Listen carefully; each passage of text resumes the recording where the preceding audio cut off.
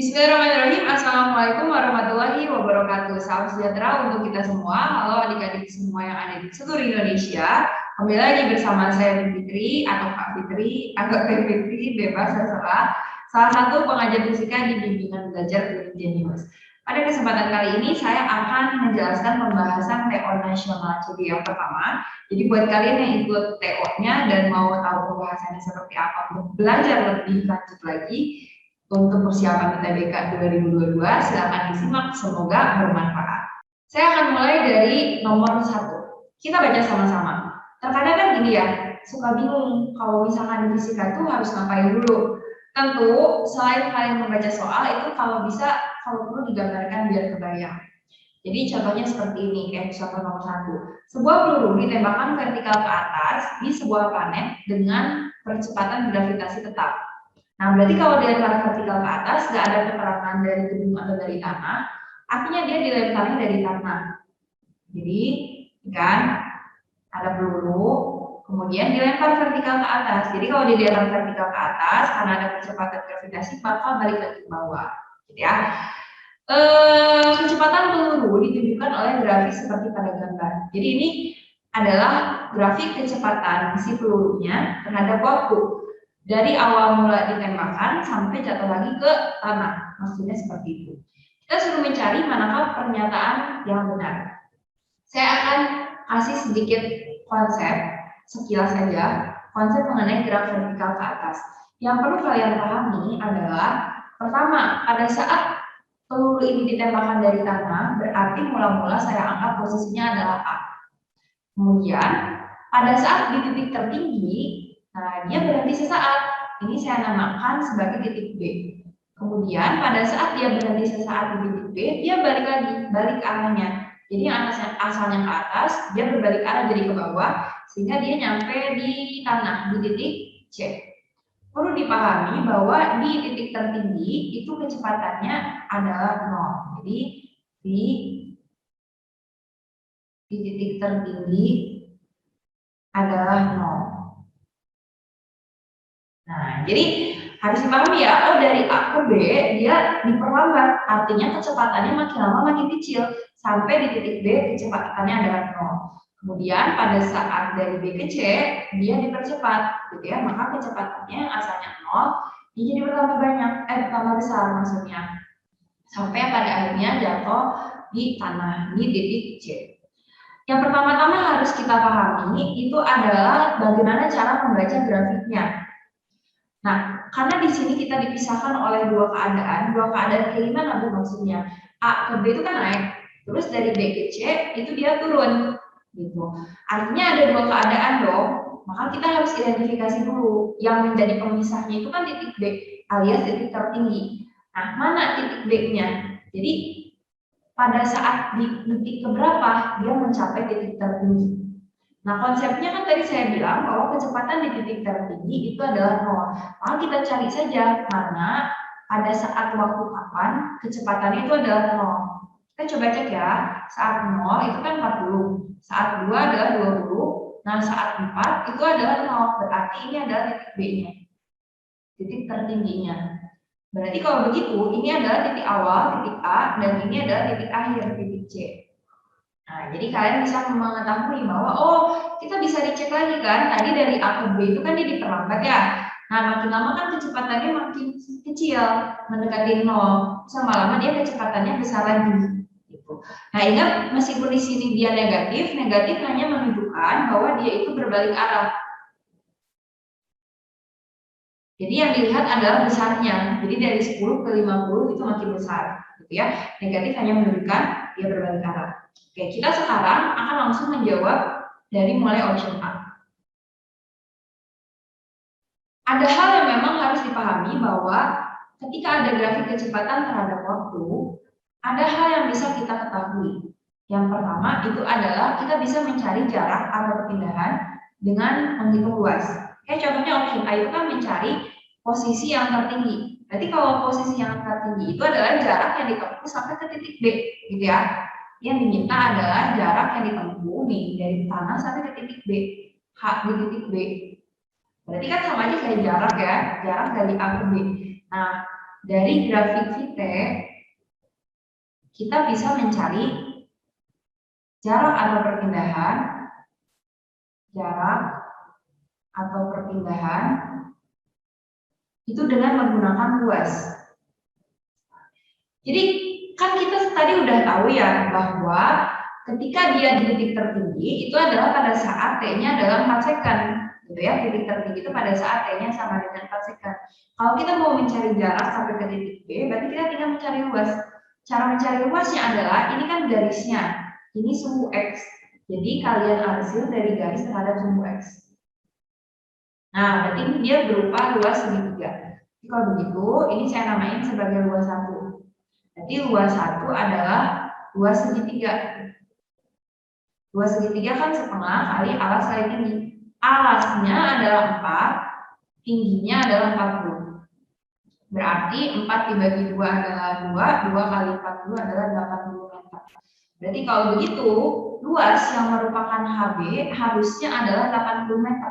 Sementara di sini tertera adalah 160 meter, otomatis dia jawabannya salah ya. Oke, sip. Lanjut ke option B. Option B itu kan yang diminta adalah perpindahan peluru. Sama seperti konsep yang di option A, kalau kita mau mencari perpindahan peluru, kita bisa menggunakan luas. Ada sedikit perbedaan ketika misalkan kita mencari jarak sama perpindahan. Apa perbedaannya?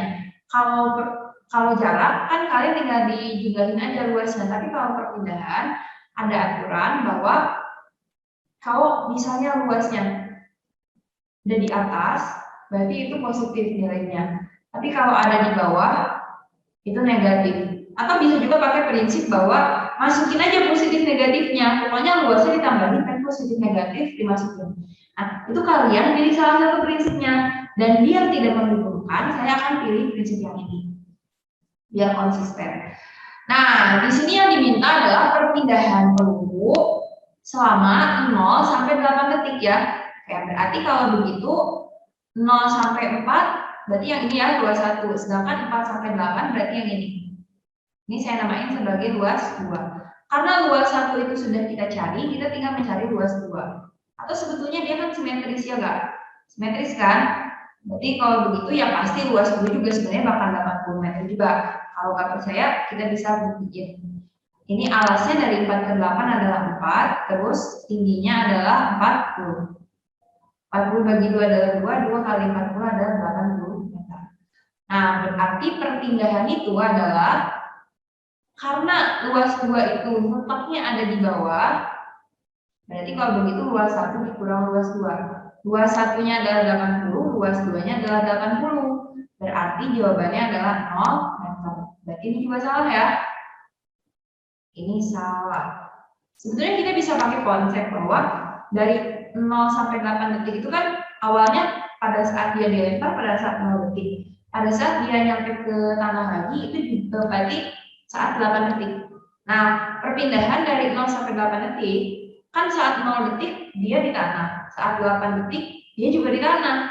Berarti perpindahannya nggak ada, gitu ya.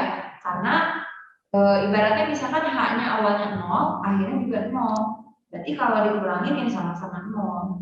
Jadi jawabannya adalah salah. Next, kita ke nomor C.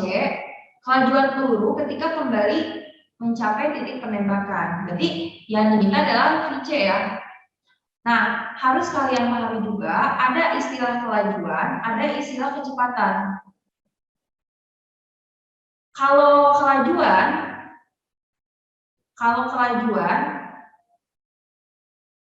dia nggak punya arah, gitu ya. Kita tinggal lihat saja V di titik C itu adalah 40, jadi besarnya saja. Tapi kalau kecepatan, ini ada tanda negatif, berarti negatif 40 meter per second. Negatif menunjukkan bahwa dia sedang bergerak ke bawah. Di sini dibilang bahwa kecepatannya adalah saat C adalah 0. Ya berarti salah. Ya, jadi seringkali banyak yang terjebak bahwa pada saat dia di tanah kecepatannya 0. Padahal kan tidak ya. Berarti ini option C salah. Next, kita ke option D. Di option D yang diminta adalah panjang lintasan peluru. Nah, panjang lintasan juga sama. Jadi mau nyari panjang lintasan atau jarak yang maksudnya sama aja. Berarti pakai luas juga. Tapi yang diminta di sini adalah dari 2 sampai 6 second. Oke, berarti kalau 2 yang ini ya. Nah, segitiga yang ini, terus yang satunya lagi yang ini. Oke. Ini kan karena simetris nih, karena simetris kamu bisa nanti cari luas 3 langsung dikali 2 gitu ya. Itu juga boleh. Coba saya tuliskan dulu, berarti luas 3 itu adalah setengah dikali alasnya dari 2 ke 4 adalah 2. Tingginya dari 0 ke 20 itu adalah 20. Berarti luas 3 adalah 20 meter. Oke. Berarti luas 4 juga bakal sama ya. Berarti kalau begitu panjang lintasan S itu adalah tinggal 2 dikali 20. Kenapa Bu 2 dikali 20? Gak paham. Kan ini ya luas 2 itu bakal sama. Kalau misalkan nggak percaya kita coba hitung satu-satu aja. Ini luas 4 misalnya. Luas 4 adalah setengah dikali alasnya adalah 2, tingginya adalah 20. Ingat karena panjang lintasan negatifnya nggak usah. Ini 20 meter. Jadi kalau begitu panjang lintasannya tinggal ditambah ya.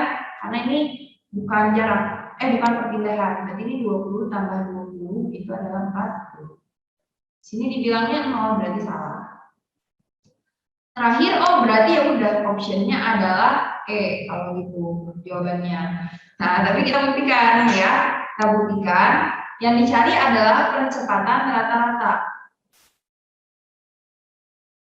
Dari 0, T sama dengan 0 sampai T, berarti T1-nya 0, T2-nya adalah 8 second.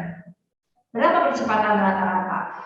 Masalahnya, gimana cara nyari percepatan rata-rata? Jadi, kalau kita mencari percepatan rata-rata, caranya adalah delta V per delta T. Nah, ini. Berarti kalau begitu, tinggal rata-rata adalah yang namanya delta berarti akhir kurang awal. Di sini kan T1 ada T2, berarti V2 dikurang V1 dibagi T2 dikurang T1.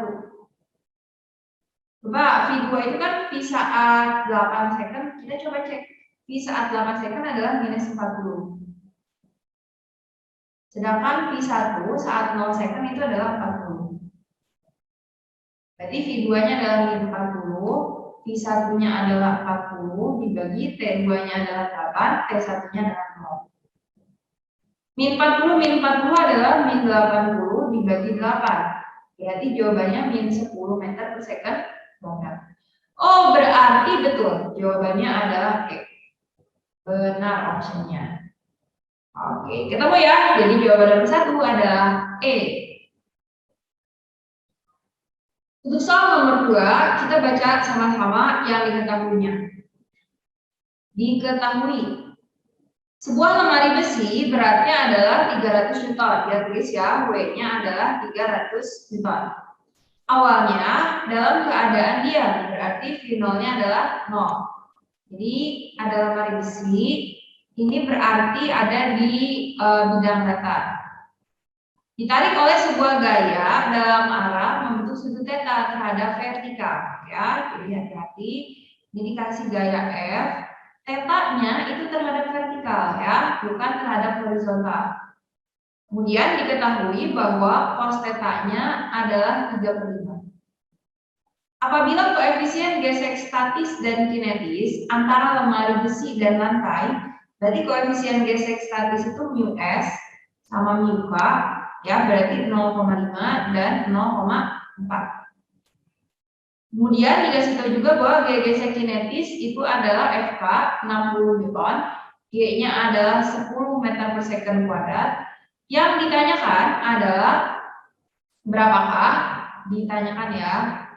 Kita tulis sini, ditanyakan adalah percepatannya sama gayanya berapa. Kira-kira bab apa ini yang dipakai? Jadi ketika ada gaya, kemudian dicari adalah percepatan, berarti ini adalah bab tentang dinamika gerak lurus. Dinamika hukum Newton. Nah, berarti kalau dia adalah dinamika hukum Newton, apa yang harus kita lakukan pertama-tama? Itu adalah menggambarkan gayanya dulu. Yang pertama, kamu harus gambar gayanya dulu. Ada apa aja sih gaya itu? Kadang suka bingung. Yang pertama adalah gaya F biasa. Gaya F biasa tuh kayak gimana? Ya kayak gini. Pastikan kalau dia membentuk sudut harus diproyeksikan dulu. Kebetulan di soal ini dia masih membentuk sudut, maka harus kita proyeksikan. Ada Fx, ada Fg. Ingat, aturan memproyeksikan, kalau ada sudut tetanya berarti cos, maka Fg itu adalah F cos theta. Berarti Fx-nya kebalikannya, F sin. Udah ya? Yang kedua adalah setiap benda bermassa itu pasti selalu memiliki gaya berat W yang M kali G. Berarti kita langsung gambarkan saja dia punya gaya W. Kita gambar ya, ada W. Lalu yang ketiga itu ada gaya apa? Gaya normal. Normal itu terjadi kalau ada bidangnya. Ada bidang nggak di sini? Ada. Kalau misalkan dia pembantu berarti nggak punya gaya normal.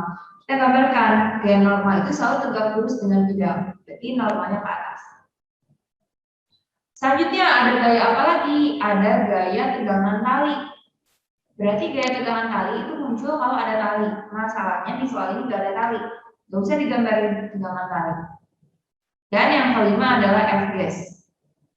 Ini otomatis pasti ada F-gas karena ada mu S MIPA dan terjadi F kinetis. Oke, jadi ada F kinetis, ada F statis. Cara membandingkannya, jadi kalau misalkan di soal itu udah dikasih tahu mu S doang, pasti dia diem. Atau cuma dikasih tahu MIPA doang, pasti dia gerak. Tapi di soal ini ada dua-duanya, ada mu S, ada MIPA. Maka itu harus kita pastikan dulu gerak apa enggak. Nah, itu nanti akan saya bahas satu-satu ya. Nah, setelah kita menggambarkan gaya, kita tentukan dulu arah gerak. Kita udah tahu belum ini gerak, bendanya gerak atau enggak. Nggak tahu, gitu ya. Kita nggak tahu gerak apa enggak, gitu ya. Maka kalau misalnya belum tahu gerak atau enggak,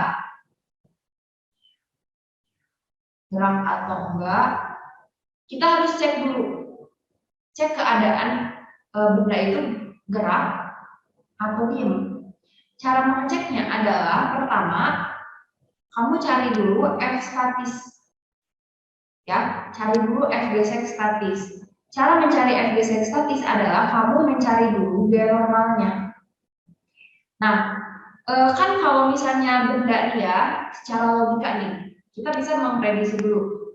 Kan dia bisa aja diam, bisa aja gerak. Kalau misalkan dia gerak, secara logika kalau ada benda, kemudian sama saya ditarik dengan gaya seperti ini, berarti kalau begitu dia akan bergerak ke kanan kan? Ya, meskipun belum tentu juga dia bergerak, dia akan bergerak ke kanan, gitu. Nah, berarti kalau dia bergerak ke kanan, dia bergerak ke sumbu X. Jadi kalau misalnya dia gerakannya ke sumbu X, ya berarti dia ke sumbu Y-nya nggak gerak, gitu. Misalnya gini, ini kan benda nggak gerak loncat-loncat. Berarti kalau benda tidak bergerak loncat-loncat, maka sigma FV-nya itu pasti 0. Oke. Jadi ini karena benda di gerakan yang nggak loncat-loncat, maka sigma FV-nya 0. Kalau sigma FV-nya 0, kita asumsikan gaya yang ke atas itu positif, gaya yang ke bawah itu negatif. Di soal ini gaya yang ke atas adalah gaya normal dan F cos berarti positif, sedangkan W-nya ke bawah berarti negatif, sama dengan 0. Jadi gaya normalnya adalah ini kita bahas ya, W dikurang F cos theta.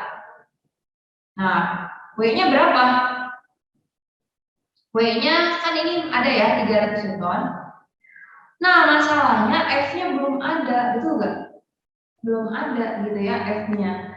Jadi kalau misalnya F-nya itu belum ada, bagaimana kita mencarinya? Sedangkan di sini ada kuku, W-nya udah dipakai, ada mu S, ada muka, ada F kinetis. Nah, berarti terlebih dulu kita cari gaya normalnya pakai F kinetis, karena F kinetis itu muka dikali dengan normal. Mukanya ada, FK-nya ada, maka kita bisa nyari gaya normalnya. Itu sebagai modal buat mencari F-nya. FK-nya adalah 60, UK-nya adalah 0,4, kita bikin 4/10 dikali N. Ini naik ke atas, 600 sama dengan 4N, berarti N-nya adalah 600 dibagi 4, 150. Berarti gaya normalnya 150 Newton ya. Oke, kalau begitu kita langsung masukin aja angkanya. N-nya adalah 150. Ini F, cos θ-nya kebetulan ada 3/5. Oke. Setelah itu 150 min 300 sama dengan min 3/5 F. Ini dikurang ini kan min 150 sama dengan minus 3/5 F. Minusnya bisa kita coret aja. 150 dibagi 3 itu adalah berapa? 50. 50 dikali 5 adalah 250. Berarti ketemu F-nya adalah 250 Newton. Oke, ketemu nih satu. Oh, gayanya berarti 250 Newton, Bu. Alhamdulillah ketemu. Mana kalau begitu yang mencari gaya yang 250 Newton itu ada antara option B sama D. Nah, berarti mau gak mau kita harus menentukan percepatannya berapa. Oke ya. Jadi yang pertama kan tadi kita menentukan Fs. Nah, jadi kan kita nggak tahu nih bendanya gerak apa enggak, karena diketahui mu s sama mu k. Berarti kan kita cek dulu ya gerak apa enggak. Cara mengeceknya adalah kan habis kalian nyari Fs, cari dulu Fs-nya ya. Berarti kalau begitu Fs adalah mu s dikali normal. Mu s-nya adalah 0,5 atau 1/2 dikali normalnya adalah 150. Berarti Fs-nya 75 Newton. Nah, apa yang perlu dicek, Bu? Yang perlu dicek, nah, pertama adalah F dorong sama Fs-nya. Nanti akan ada 3 keadaan. Jadi kalau kita udah ketemu Fs-nya, kita bisa membandingkan. Fs itu kan gaya gesek statis ya. Ibaratnya kalau saya bisa melogikakan seperti ini. Buat saya mendorong si lemari ini supaya gerak, kan karena dia itu ada gaya gesek, kasar berarti kan ada gaya gesek ya. Nah, gaya minimum buat saya bisa menggerakin lemari ini itu adalah misalnya 75 Newton. Tapi saya mendorongnya cuma 60 Newton, gerak nggak? Tidak. Jadi ketika F dorongnya lebih kecil daripada Fs, maka dia akan diam. Kalau diam, maka A-nya adalah 0. Kalau A-nya 0, berarti nanti sigma F-nya adalah 0. Baik sigma Fx maupun sigma Fy. Kemudian, F geseknya itu sama dengan F dorongnya sendiri. Jadi misalnya, saya ngasih gaya 60 Newton, ya berarti F geseknya juga 60 Newton. Nah, gimana kalau keadaan yang kedua itu sama dengan namanya adalah tepat akan bergerak. Tepat akan bergerak. Nah, untuk tepat akan bergerak, artinya dia masih diam, A-nya masih 0, sigma F-nya juga 0. Maka F gesek yang dimilikinya itu sama dengan F gesek statisnya. Sedangkan kalau misalnya tadi ya Fs-nya 75, saya mendorongnya dengan 80 Newton, berarti kan lebih gede. Logikanya dia bakal gerak. Berarti A-nya kan 0. Berarti nanti sigma F-nya adalah MA. Dan F gesek yang dipakai itu adalah F kinetis. Jadi sekarang berarti tugas kita adalah cek dulu gitu ya, gerak atau enggak dengan cara mengecek F dorong sama Fs. Tadi kita udah mengecek Fs-nya, sekarang kita cek F dorongnya. F dorong itu adalah F yang searah dengan gerak benda. Tadi kan kita misalkan dia gerakannya bakal ke sumbu X. Maka F dorong itu adalah Fx yang ibaratnya searah dengan gerakan benda ke sumbu X. F dorongnya adalah F sin theta. F-nya tadi sudah ada 250. Sin theta-nya, nah kalau cos theta adalah 3/5, maka sin theta itu pasti 4/5. Kenapa, Bu? Bisa seperti itu? Kan ini ya, pakai segitiga. Kalau ini theta, ini adalah 3, ini 5, berarti ini 4. Terbalik ya. Ini 3, ini 5, maka ini 4. Berarti sin theta-nya 4/5. Kita tulis ini 4/5. 250 dibagi 5 adalah 50. Dikali 4 adalah 200. Oh, ternyata kita dapatkan bahwa gitu ya, simpulannya F dorong sama Fs, F dorongnya 200, Fs-nya adalah 75 Newton. Ya berarti logikanya lebih gede, berarti dia bakal bergerak. Berarti kalau dia bergerak, berarti dia punya percepatan. Hitung percepatannya menggunakan ini, ya. Berarti kalau dia gerak, berarti sigma fx, gerakannya ke simbol x, jadi sigmanya sigma fx yang f kali a. Sigma fx-nya, nah jangan lupa berarti ini f-nya fk ya, kita gambarkan dia punya f base, arahnya ke sini. Sigma fx ini yang searah dengan arah gerak benda positif, yang berlawanan dengan arah gerak benda negatif. Berarti arah geraknya ke kanan, f sin ke kanan, berarti f sin positif. Fk-nya ke kiri, berarti negatif. Karena dia berlawanan dengan arah gerak, sama dengan m kali a. F sin θ-nya ini ya, langsung ya f sin θ-nya 200. Fk-nya adalah 60. Ini dari sini. M-nya adalah berapa? 30 ya, kan W itu 300. W itu kan Mg sama dengan 300. Berarti M sama dengan 300 dibagi G. G-nya 10, 300 dibagi 10 adalah 30. Kita bikin 30A. Dikurangin 140 sama dengan 30A. Nolnya kita coret, berarti A-nya adalah 14/3 meter per second kuadrat. Berarti kalau begitu jawabannya yang benar adalah BB. Oke. Untuk soal nomor 3, bola biliar bermasa 0,16 kg. Ya, berarti kalau begitu kita tulis diketahui bola biliar M-nya adalah 0,16 kg. Menumbuk dinding batas meja, jadi dia menumbuk dinding meja. Meja kan gini ya. Berarti dia menumbuk dengan kecepatan 20 meter per second dan arah yang bentuk 60 derajat terhadap garis batas. Garis batas itu ini ya, garis batas meja. Jadi kalau begitu saya gambar ini titik tegak garisnya tegak lurus dengan meja, ini meja. Nah, si bola biliarnya itu kan dilemparin ya. Dilemparin dengan kecepatan di sini P1-nya adalah 20 meter per second membentuk sudut 60 derajat terhadap bidang batas. Jika tumbukan dianggap lenting sempurna, oke ya. Kalau disebutnya lenting sempurna, berarti kan di sini ada tumbukan antara bola dengan lantai atau meja gitu. Berarti kalau begitu kecepatannya akan berubah. Tapi karena dia lenting sempurna, berarti nanti V1 aksen itu bakal sama dengan V1. Jadi kalau kecepatannya ada 20, maka nanti setelah tumbukan juga bakal 20. Sudutnya juga bakal sama, sudutnya bakal sama-sama 60 derajat. Berarti kalau begitu saya gambarkan seperti ini ya. Nah, kayak gini. Jadi bolanya nunduk ke bawah, kemudian dia menunduk ke atas. Berarti kalau begitu V1 aksennya itu adalah 20 meter per second. Ini juga sama-sama 60 derajat karena dia tumbukan lenting sempurna. Kemudian dikasih tahu bahwa delta T itu adalah 0,01 second atau 1/100 second. Yang ditanyakan adalah besar gaya diberikan oleh biliar terhadap dinding tersebut, terhadap dinding si meja ini berapa, gitu ya.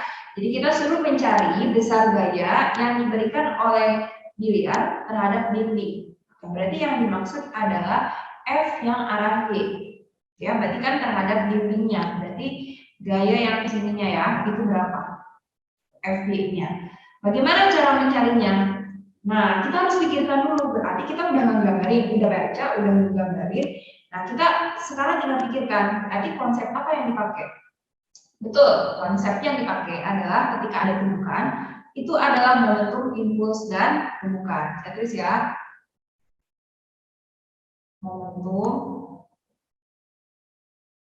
impuls, dan tumbukan. Oke, selanjutnya gimana? Nah, selanjutnya berarti kalau misalkan dia adalah momentum, impuls, dan tumbukan, di sini ada, kalian harus tahu dulu bahwa kan ada yang namanya momentum ya, saya review sedikit banget. Ada yang namanya momentum, ada yang namanya impuls, sama nanti ada hubungan momentum itu lambangnya P kecil, impuls itu lambangnya I. Hubungan momentum dan impuls. Jadi biar nyambung. Kalau momentum itu P sama dengan massa kali kecepatan. Kalau impuls itu F dikali delta T. Nah, I itu ternyata adalah perubahan momentum. I-nya adalah F kali delta T sama dengan P2 min P1. Kira-kira pakai yang mana ini? Bu, kenapa nggak pakai pembukaan aja? Karena di sini muncul gaya, yang dicari gaya. Berarti kalau begitu dia lebih berhubungan dengan momentum impuls. Karena di sini dia membentuk sudut, dan kemudian yang diminta adalah F terhadap Y. Nah, berarti kan kita pakai rumus yang mana nih? Karena di sini ada gaya, kemudian ada kecepatan yang berubah, berarti kita pakai yang hubungan momentum impuls yang ketiga. Ya, jadi kita udah menentukan, oh ada yang ketiga. Kalau yang ke-1 itu momentum doang, kalau yang kedua itu impuls doang. Selanjutnya, karena dia membentuk sudut, maka nanti I sama dengan delta T-nya itu ada yang X, kemudian ada yang Y. Gitu. Terus kita pakainya yang mana, gitu ya? Nah, mohon maaf di sini F-nya adalah gaya yang diberikan ya berarti F doang ya, yang dicari adalah F doang. Nah, kita harus pilih dulu, oh berarti karena dia membentuk sudut, maka dibagi dua ada sumbu X, ada sumbu Y. Ya, nah berarti kalau begitu kecepatannya karena membentuk sudut, kita harus memproyeksikannya. Oke, berarti kalau ini diproyeksikan, ini panahnya jadi ke kiri, jadi V1 cos 60, kemudian yang satu lagi ke Y, jadi V1 sin 60. Setelah itu kita proyeksikan lagi yang ini ya, berarti V1 aksen cos 60, terus ini ke atas ya arahnya V1 aksen sin 60. Ingat kalau ke atas sama ke kanan itu positif, tapi kalau ke kiri sama ke bawah itu negatif. Ini kan ke kiri berarti negatif, ini ke bawah berarti negatif, ini ke kiri juga berarti negatif, ini ke atas berarti positif. Ya, sekarang kita selesaikan dulu satu-satu. Nah, ini agak geser sedikit. Oke, ya, kita selesaikan dulu yang mana? Kita selesaikan yang ya I sama dengan delta P tapi yang sumbu X-nya saja. Jadi kalau begitu Fx dikali delta T adalah P2X dikurang P1X. Berarti Fx dikali delta T-nya adalah 1/100. P2X berarti P itu kan M dikali V ya. Berarti di sini M dikali V2X dikurang M dikali V1X. Maka kita bisa keluarkan M-nya. Kalau gitu M dikali V2X min V1X. Fx dikali 1/100 sama dengan M-nya ada ya 0,16 atau kita bikin 16/100. V2X itu berarti yang ini ya, negatif V1 aksen cos 60 dikurang V1X ini mula-mula ya, itu adalah minus V1 cos 60. V1 aksen sama V1 kan sama-sama 20 ya, ini 100 kita coret. Fx sama dengan 16 dikali min 20 cos 60, ini jadi plus 20 cos 60. Nah, saling menghilangkan, betul nggak? Berarti kalau begitu tidak ada F yang arah X, berarti Fx yang 0. Artinya dia hanya ada di sumbu Y. Oke, kita tulis ini sumbu Y berarti IX sama dengan delta P, IX lagi sorry, IY sama dengan delta P. Ini sama ya, FY dikali delta T sama dengan, ini saya boleh langsung ke sini ya, M dikali V2Y min V1Y.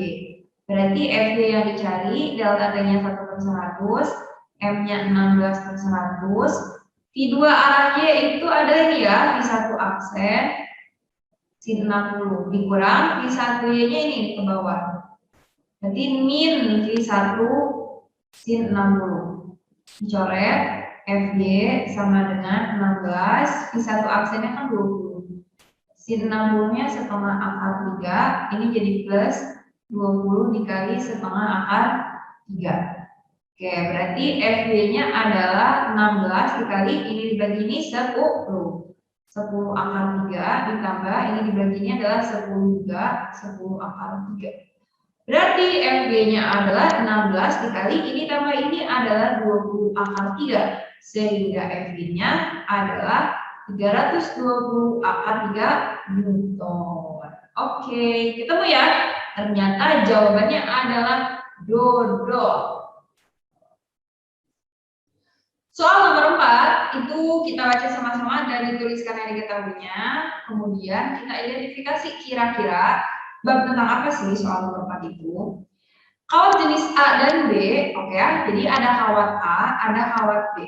Nah, kalau ada seperti ini, kita baiknya pisahin aja kawat A sama kawat B. Panjangnya sama-sama L0, oke ya. Karena sama, jadi kita bikin L0A-nya adalah L0, L0B-nya adalah L0 juga. Modulus Young-nya, YA-nya, ini YA. Nah, ini YB berarti kan? Tapi ada ketentuan, YA-nya 3YB. 3YB, berarti YB-nya YB aja. Diameter kawat A, berarti DA, itu adalah 2 kali DB. Berarti B-nya ya DB aja. Kedua kawat ini disambung. Ya, jadi ada 2 kawat kan, kawat A sama kawat B. Panjangnya sama-sama L0. Disambung kayak gini, kemudian digantung si beban. Nah, ini digantung beban yang beratnya adalah W. Yang ditanyakan adalah delta L totalnya berapa? Kenapa harus delta L total? Karena ketika misalnya ada kawat 1 sama kawat 2, kemudian disambung dan digantungin beban yang beratnya adalah W, maka nanti kawat 1 itu akan bertambah panjang sejauh delta L1, kawat 2 akan bertambah panjang sejauh delta L2. Nah, berarti nanti kita mencarinya adalah delta LA ya, kita anggap ini A, ini B, biar sama. Berarti ada delta LA sama ada delta LB. Nah, berarti kita harus cari dulu perbandingan delta LA sama delta LB berapa. Kemudian kita bandingkan, kita jumlahkan setelah kita tahu delta LA berapa, delta LB berapa dengan cara perbandingan. Nah, berarti ini jelas tentang elastisitas karena modulus ini berarti dia masuk ke bab elastisitas. Saya sedikit review singkat lagi ya. Oke, biasanya jadi di elastisitas itu yang pertama ada konsep tegangan, yang kedua ada konsep pegangan, sama modulus Young atau modulus elastisitas. Saya review rumusnya aja. Jadi kalau tegangan itu Tau adalah gaya persatuan panjang. Nah, panjang gaya persatuan luas. Nah, luasnya itu merupakan luas lingkaran karena ibaratnya kawat kalau kita zoom itu kan berupa tahun, kan dia PR kuadrat. Atau bisa juga 1/4 pi kuadrat. Pi kuadrat. Kemudian tegangan itu adalah delta L per L0. Kalau modulus Young atau modulus elastisitas perbandingan antara tegangan dengan tegangan. Nah, atau bisa juga flow dibagi dengan ADEL. Kira-kira untuk soal yang nomor 4 pakai persamaan yang mana sih? Coba yang mana? Ada diameter, ada gaya, ada delta L, ada modulus Young. Berarti kita pakai yang ini. Jadi cari perbandingan ini ya. Oke, berarti kita nyari apa sih karena kita nyari delta L total dan delta L total itu adalah delta LA ditambah delta LB. Kita cari perbandingan delta LA sama delta LB berapa. Caranya adalah dengan ini, perbandingan ini. Ya, kita bikin perbandingannya berarti EA per EB sama dengan kita bikin per gitu ya. Berarti sini F flow dibagi dengan ADEL juga flow dibagi dengan ADEL. Berarti ini punyanya A, ini punyanya B. Oke. Ingat bahwa kalau ada perbandingannya seperti ini kan maksudnya sama aja kayak FA L0A dibagi dengan AA. Delta LA dibagi dengan yang bawah ya. FB L0B dibagi dengan AB delta LB. EA-nya mau dimasukin sekarang apa nanti? Mau sekarang boleh, nanti boleh. Misalnya kita masukin sekarang. YA-nya di sini 3YB. Jadi E atau Y sama saja. EB-nya adalah YB. Nah, FA-nya ingat ketika misalkan dia dipasangnya ini namanya adalah dipasang seri. Maka gaya yang dirasakan A sama B itu bakal sama, gitu ya. Jadi W itu adalah gaya yang dirasakan kawat A sama kawat B. Jadi kalau begitu, di sini FA-nya sama FB-nya berarti sama. Kita boleh coret aja. Belum bisa dicoret. Ini kita sederhanain dulu, sorry. Jadi FA, L0A dibagi AA, delta LA. Ini jangan lupa dikali tapi dibalik ya. AB delta LB dibagi dengan FB dikali L0B. Nah, mana aja yang bisa kita coret? Pertama adalah F-nya, karena sama kan? Nah, ini sama ya. Yang kedua adalah L0-nya sama. Ini L0-nya sama, L0-nya sama. Berarti ini A-nya kita jabarkan menjadi 1/4 pi d kuadrat. Ini YB-nya bisa kita coret. Jadi kalau begitu 3/1 sama dengan, jadi di sini kita bikin, ini kita satuin aja ya. 1/4 pi dB kuadrat dikali delta LB dibagi AA berarti 1/4 pi dA kuadrat dikali delta LA. Kita coret, siapa yang dicoret? 1/4 pi kita coret. And then ini 3 dibagi 1 sama dengan dB-nya katanya ya dB doang kan? dB kuadrat. Nah, delta LB-nya kita mau cari perbandingannya. DA-nya adalah 2 dB dikuadratkan dikali delta LA. Jadi 3/1 sama dengan dB kuadrat dikali delta LB dibagi dengan 4. Ini kuadratin ya, 4 dB kuadrat dikali delta LA. Coret. Nah, kali silang ya. Ini dikali ini kan delta LB. Ini dikali ini adalah 12 delta LA. Ini ternyata delta LB itu 12 delta LA. Nah, kita coba cek yang diminta di option itu dalam bentuk B atau dalam bentuk A. Nah, di sini kita lihat dalam bentuk B ya, YB, YB, YB, YB. Oke, berarti kalau begitu, kalau dalam bentuk YB, kita bikin delta LA sama dengan, ini sama dengan 1/12 delta L. Sehingga kalau begitu delta L totalnya adalah delta LA ditambah delta LB. Delta LA-nya 1/12 delta LB, delta LB-nya adalah delta LB saja. Kita bikin 12/12 gitu ya. 12 bagi 12 kan 1. 12 tambah 1 adalah 13, berarti 13/12 delta LB. Bu, kenapa delta LB-nya bisa tiba-tiba ini? Oke, kita cek dari sini, cek. Kita lihat di sini ya, ini naik ke atas, EA delta L sama dengan flow. Jadi delta L-nya adalah flow dibagi EA. Kalau begitu, di sini kita bisa sederhanakan lagi. Jadi dia adalah 13/12, delta L-nya kita ganti jadi FLO dibagi EA. Tapi punyanya B, berarti ininya B sama B. Oke, karena di soal FB-nya adalah W, berarti ya W. L0B-nya adalah L0, EB-nya adalah YB. Kemudian AB-nya ya AB saja. Mana kalau begitu jawabannya yang benar? Jawabannya adalah, kita lihat 13/12 itu A sama B, berarti A. WLO YB AB. Oke. A ya. Sip.